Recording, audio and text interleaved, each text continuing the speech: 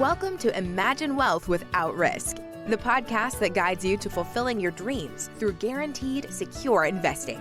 Here's your host, Ted Thomas. Hi, everyone. This is Ted Thomas, and welcome aboard. As this podcast is called Imagine Wealth Without Risk.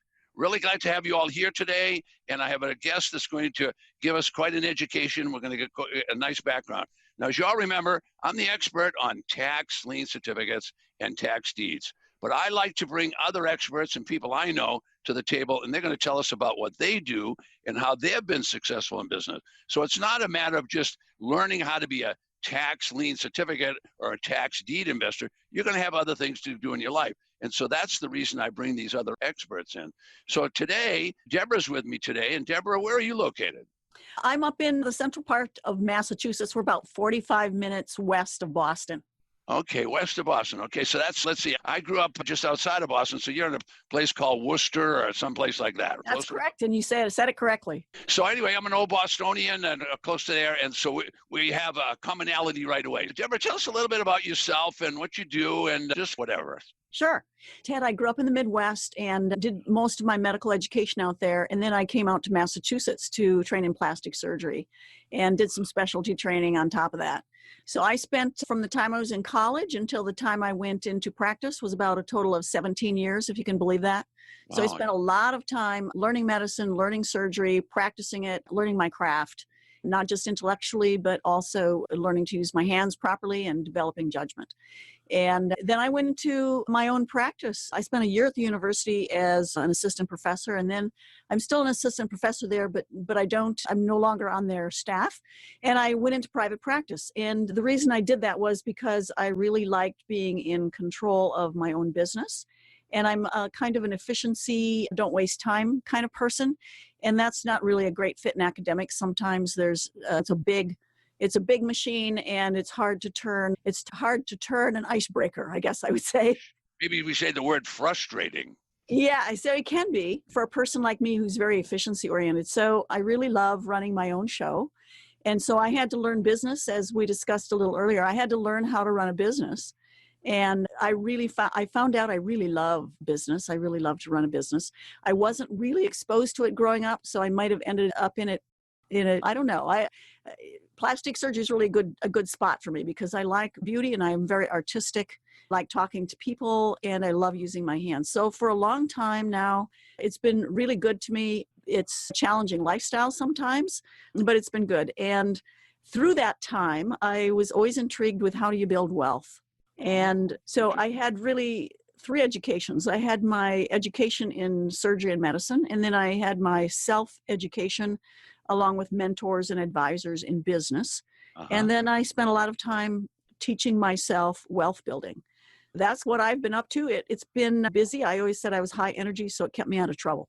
You certainly kept out of trouble. I'd love to talk to you about the wealth building. And I know you're building, not only launching a podcast and so on, but you're building this part of your business as being something stronger than it has been in the past. I assume if you work as a surgeon, you do quite well at that. But then the challenge is now you have to go into a whole new field of developing a new and a wealth building process. Can you talk to us about that?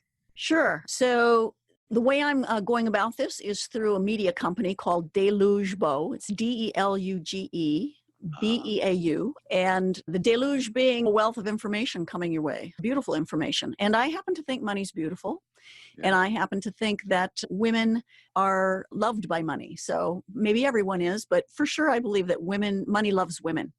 So my podcast is called Deluge Beau. We're also going to have our magazine online. And it's really about inspiration for the aspirational women. So we're looking for women who aspire for more success, more contribution to the world, creating more value in increasing sorts of ways that helps them to grow as people and helps them to grow as professionals and leaders. So that's the kind of woman we care to address. And we're looking at this from the point of view of the central pillar of wealth building being everything from deciding that you want to build wealth, whatever that means to you. And there's more than one kind of wealth, obviously. Health is part of your wealth, for example. What the mechanism is, not the strategy, but what the mechanism is of doing that. Obviously, one strategy would be tax liens. I think it's a fabulous strategy, by the way. We're going to feature that on our podcast and our magazine. Let me So, interrupt you here for just a yeah, second. Does Deluge Beau have a website today or a place yes, they can yes, contact you? Do you want to give yes, that website again? Because yes, we don't want to get into too much depth without telling people how they could, because the sure. podcast will end after 30 minutes or so, or 45 minutes, and we want to make sure that people can contact you. Sure. They can find me at Deluge Beau, DelugeBeau, delugebeau.com. And if they put that in, they can find our information and our archives and so forth. And I spent a lot of time and missteps trying to figure out how you build wealth. And I think that for the busy, aspirational woman, it's nice to shortcut through that and Wow. find some actionable information Good. that Good. you can use right up front, and you don't have to sort through the noise and all the stuff that's out there, especially now, Right. to find out what you need to know. So that's our intention, is to give shortcuts for women to learn to build wealth, how to present themselves in ways that support the success, both in terms of what their internal being is like, what their intention is, what their physical presence says to other people, as we were talking earlier about body language, for example, and then how to make your life work so you can work. And it's, I think, a special challenge for women to make the rest of their life work so that they can actually focus on being successful. And that's not something we've had a lot of role models for. So we're going to be giving my views on that in our podcasts and on our magazine, but we'll also be gleaning that from a lot of other successful women. And I think we can all learn together. Sounds to me like you're doing a lot of things here. So we got this website already, and you're going to have a magazine, and you're going to have a podcast. You're going to be a busy person.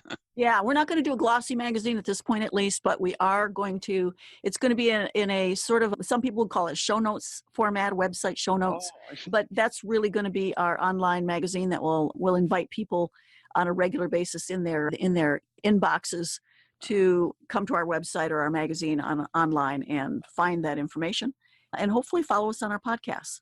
So give me some broad-based things. Now, you know me, I'm in the tax lien indeed. So I'm narrowcast. I'm a narrowcaster, but I think what you are is you're more broad-based so that women can do a lot of different things. So do you want to give me some examples of some of the things that you've done and a little bit about your journey to get there because if wealth building has a lot to cover, I can't get it all done today, but we certainly get a lot from this interview. So I think the very most basic decision is deciding that you want to grow wealth. And it seems like a funny place to start, but in fact, you have to grab onto that and make a commitment to it. And once you've figured that out, that, you know what, this is for me, then you need to go to the next step and take responsibility for your money. And I think there's lots and lots of people that don't take responsibility for their money. So that's everything from knowing where you're starting, knowing how much you have, knowing what order you need to put money aside for, and actually figuring out how to keep more of your money and not have your money go in and then go out.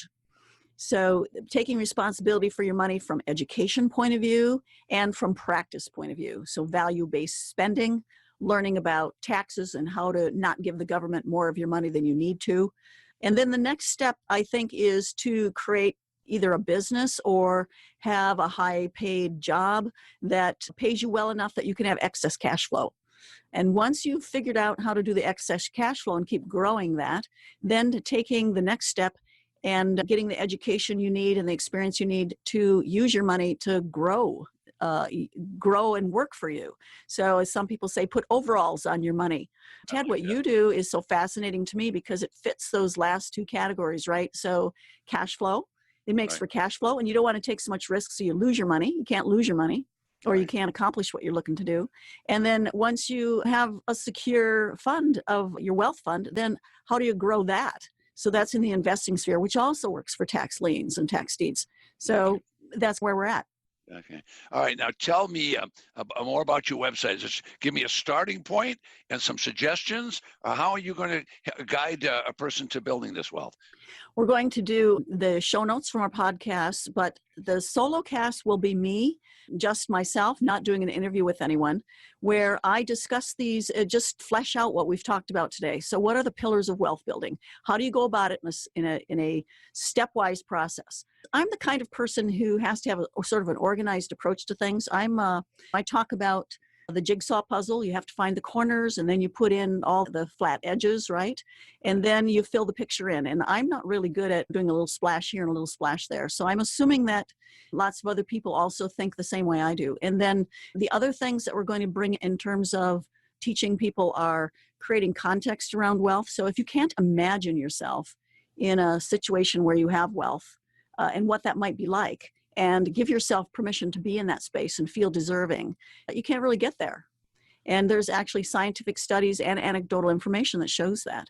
And then how do you present yourself such that as you ascend the levels of wealth and you're interacting with peers and people that are at a higher level of expertise than you are, how do you present yourself in such a way so that you can be included in that group and you're comfortable there, so that you're not feeling like you're overreaching, and so you behave in a way and you have the principles and values that you share with the people who have achieved that level. Because people don't just fall into that, they build that, and they want to associate with other people who are capable of building that too and enrich their lives, and that they can give to and also receive from. So how do you present yourself? And I think that personal development is underrated in business and just in ability to have opportunity. And I think that's a huge piece of wealth building, in my opinion, that people don't talk about, and women especially need support for. When you mention these things to me, it comes to mind, I just did an interview with one of our mutual friends, Stephen's clients yesterday, and a gentleman said to her, because she had now separated from her husband, I don't think you'll be able to do this now that you don't have a husband to get financial information from. And this woman is very successful, and she's not only a certified financial planner, but she has other degrees also, and she's an expert at many other things. And of course, that was a kind of a push down.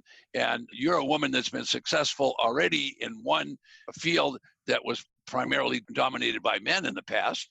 And now how are you going to be able to help them get through? There's a barrier here, not that the woman caused, but the men caused. So how do you keep them from losing their ego and not shooting them down? How do you go about that? Are you talking about the men not losing their ego or the women not losing their ego? I think that the men, we should push aside and say, how are we going to take care of the women? The financial future is going to be the women. It's not going to be the men. The men keep hitting this barrier that they're only going to go so far. And this woman, she was put down because she was now advancing past her husband. And the person on the other side of the table didn't even recognize that. And how are we going to get it so the women can talk to these men and get them to understand that this thing is changing?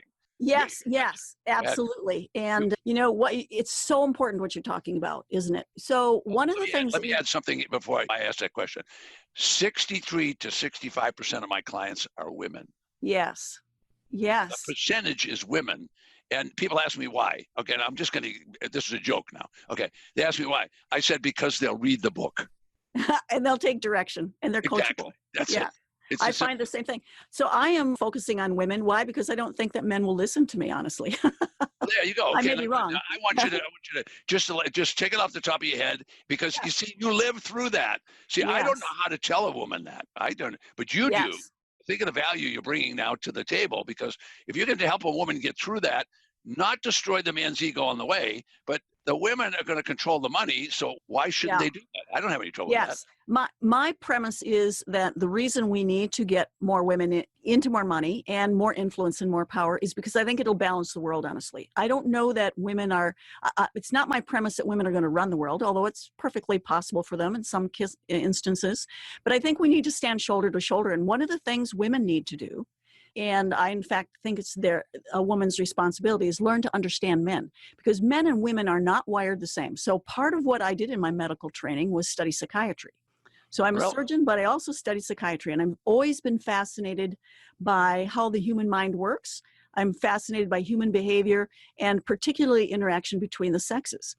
Men are wired differently than women, and to learn and understand how men think is of paramount importance for a woman to be successful.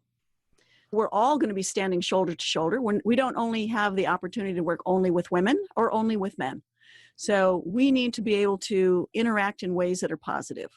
And I think it's very important for a woman to learn to create the boundaries that she needs in interacting with a man, but to protect him and be respectful, recognizing that he may not understand. There's not great paradigms yet for how do men and women interact. And there's certainly information out there now.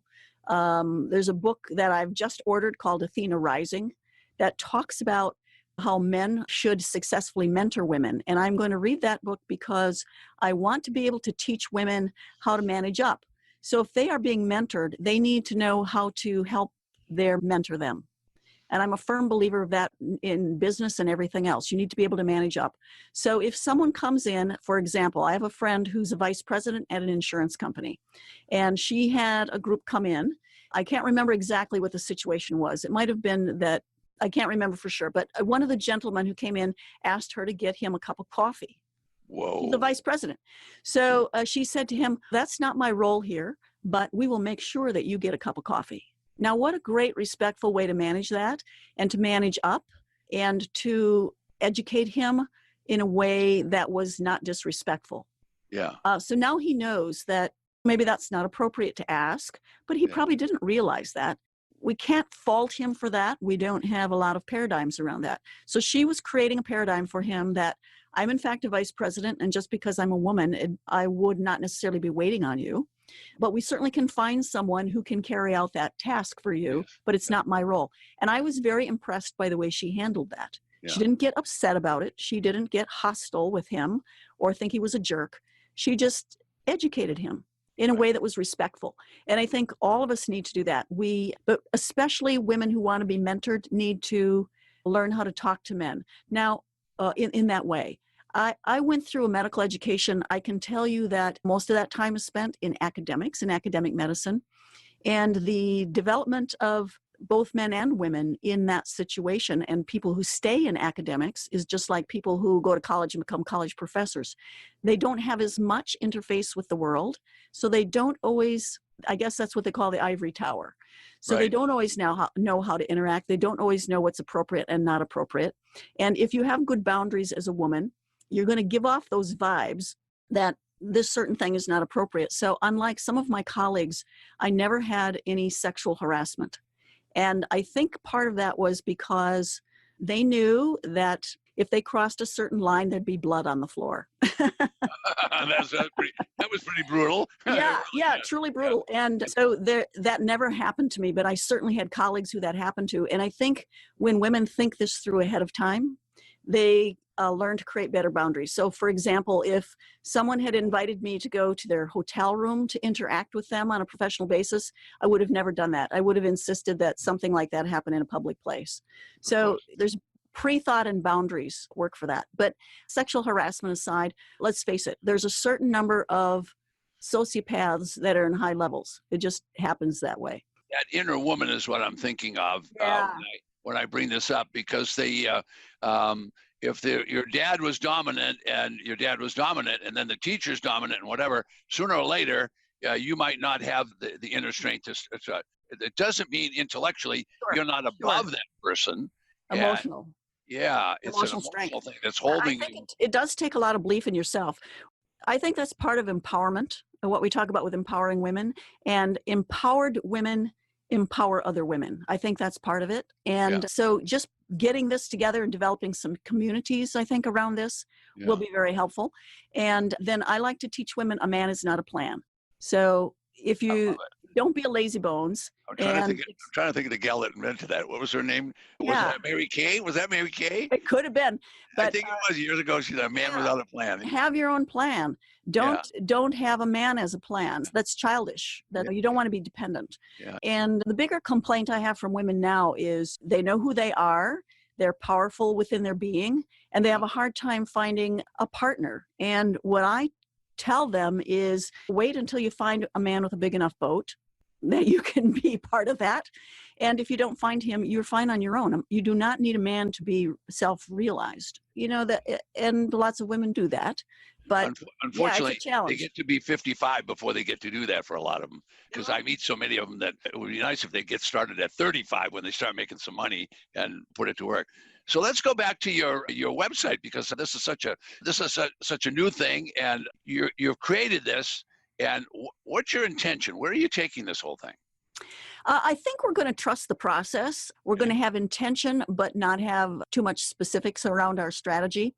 so that we can go with the ever-changing times. And our main strategy is to help women get opportunity and not have to sort through too many things for wealth, education, and opportunity.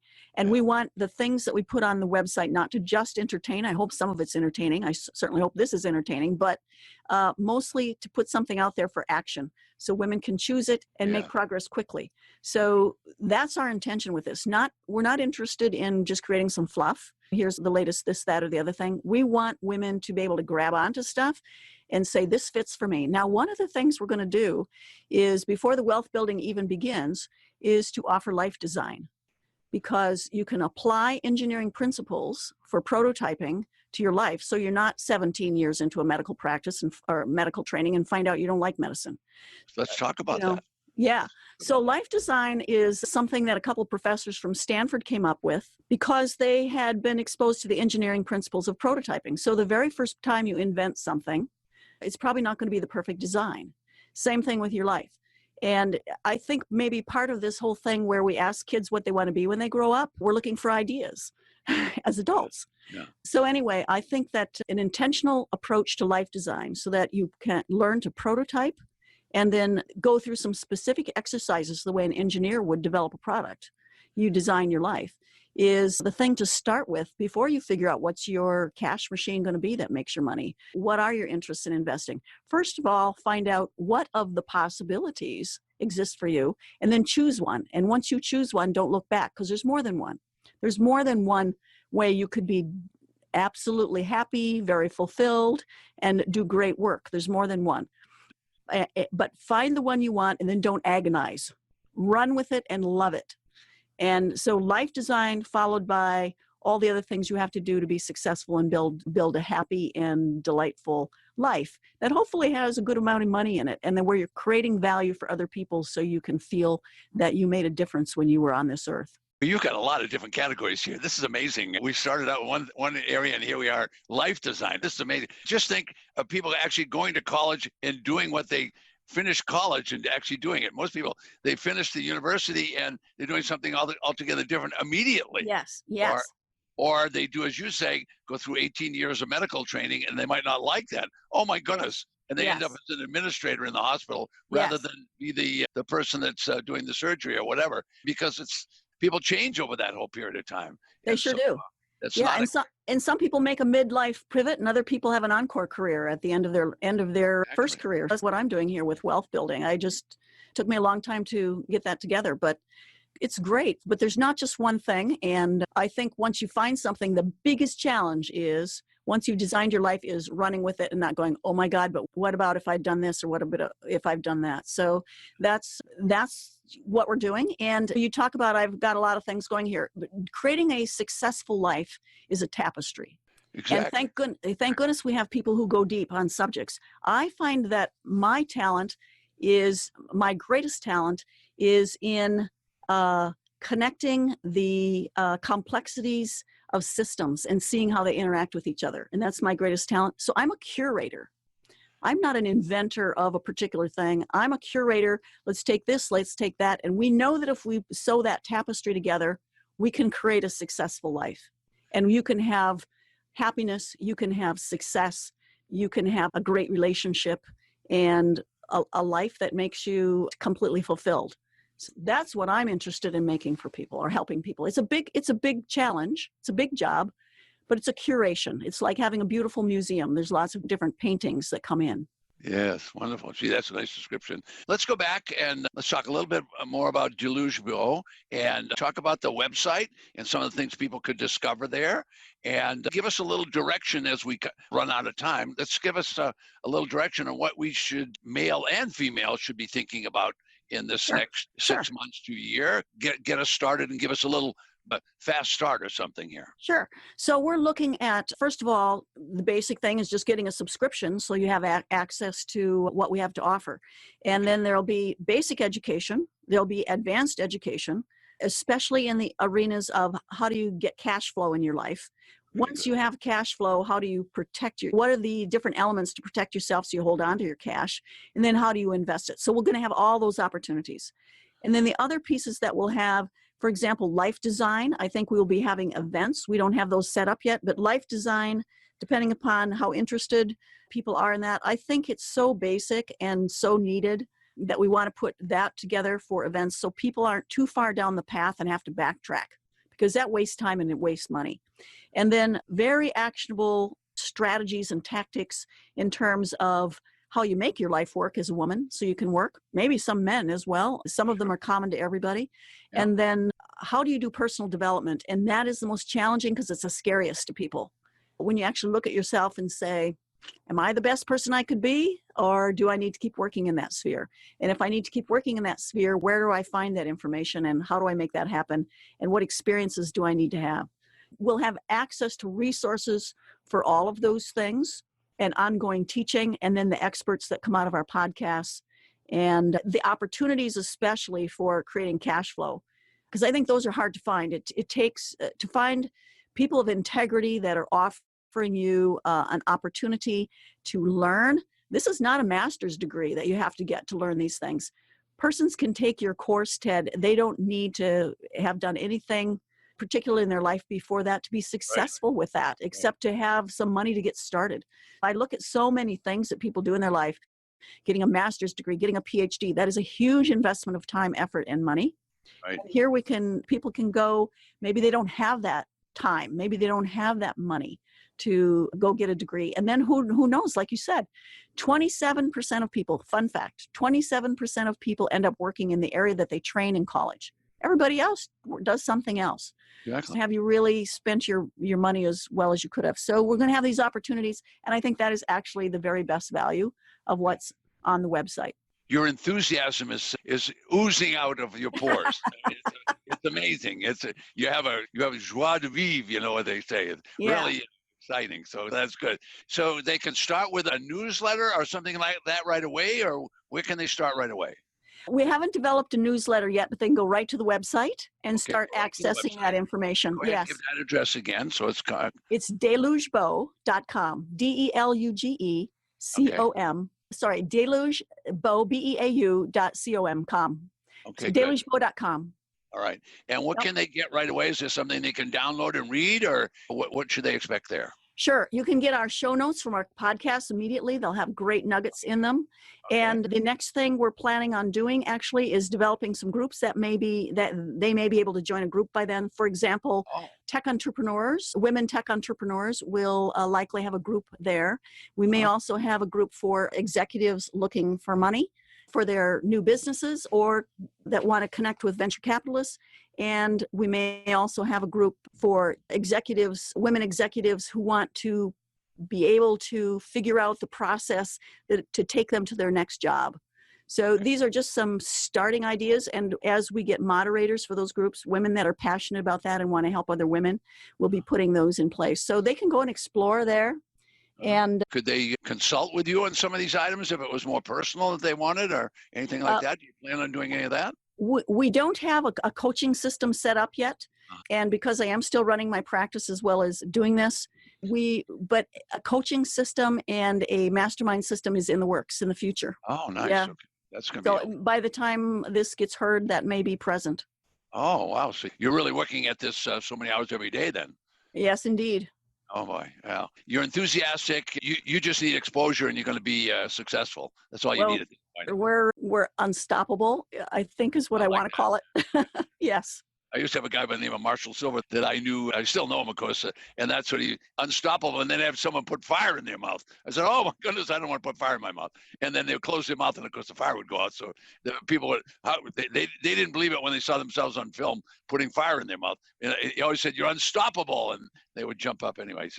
So that was entertaining. You're the real deal. So that's a great image. More than entertaining. If I can find the image, I'll send it to you because it's amazing. Love it. Thank you. Someone take the thing out of their mouth and say, "I'm unstoppable," and I'm not sure they believed it themselves because their knees were probably banging together. You know how that is. Someone asks you to eat fire. I'm not eating fire. Right. No way. You're not getting me on that stage. But anyway, so what would you like to conclude with? What's some sage advice you'd like to pass on to my listeners? My people I'm a very narrowcast guy, not because I want to be, but because I had to be, because there was so much to learn in the investment world. And my first career as a pilot, so it goes right along with your life planning you talked about. And I loved flying. I didn't want to do anything but be a pilot. And then after umpteen years of looking at cumulus clouds across the water and so on, I said, gee, there must be more to life than looking at cumulus clouds. And that was after flying all over the world. So it was a wonderful career, but I was ready for something else. And I think that's what's happening. And I know it's happening to my clients. This is very apropos for our client because it's so appropriate for them, because I deal with people in an environment that's 45 to 105. Yes. Okay. And these people have finally got enough money to almost say, I can do what I want to do. But it took them 25 years of their life to get there. So they're walking on ice. They want to be careful. Yes. So give us some advice so that we can close up our conversation for today, which I'm certainly sure won't be our last one, because you have so many things. I need to now narrowcast. So I narrowcast my people to just think about tax liens and tax deeds because of the safety. But my podcast isn't about just that one thing, because they need to get different viewpoints from different people like yourself. So Sure. What would you like to close with? I think what I'd like to say is, particularly to the women out there, is be persistent, don't give up, believe in yourself, surround yourself with positive people who believe in you also. And Nice. if you fall down, pick yourself up and just consider that a learning experience, not a failure, but a learning experience, and don't ever give up. Nice. Now, have you written any books, or do you have any special reports that you've written or anything like that you'd like to tell people about? We're in the process. I haven't decided yet whether I'm going to be writing a book just on wealth building for women, or if what I really want to write about is how to live an extraordinary life. And this podcast is a fulfillment for me on living an extraordinary life, this education for women, because I have committed myself to living an extraordinary life. And part of that is my commitment to being an extraordinary resource to others. I may write a book on how to live the extraordinary life, just because I think... Put that on your letterhead. Yes. Extraordinary life for others. Extraordinary life for others, yes. Oh, that's really nice. That's very good. Listen, I want to thank you. This has been a tremendous education for me, so I've really enjoyed it. And so I'm going to look forward to getting together with you on another one of these podcasts in the future. As this develops, let's communicate, and I'll try to give you as much as I can in my podcast so other people know that you're there. And they want to go to what website? DelugeBeau.com. And thank you so very much, Ted. And I have to tell you, I really appreciate, and I want to thank you for all the women you support. Thank you. Thank you. I have to say it the other way around. I'm grateful to all the women because they support me. So it's really the other way around. Believe me, I'm grateful to all those women, because I would never have them as clients. They sit there and hit their husband on the head at the seminars and say, we got to do this, we got to do that, which really means they're going to do that. And if he says yes, then they're going to do it. It's a transition that we're living through. And the young people don't even know what we're talking about. They're so much more equal at 20 years old than we ever dreamed about. It's just... just a whole different world. You're offering a great opportunity, and it gives me a lot of pleasure to offer it to my listeners, honestly. So thank you. Hi, this is Linda. Don't forget you can listen to more episodes at tedthomaspodcast.com. You can also listen to Imagine Wealth Without Risk on iTunes, Stitcher, Google Play, and Spotify.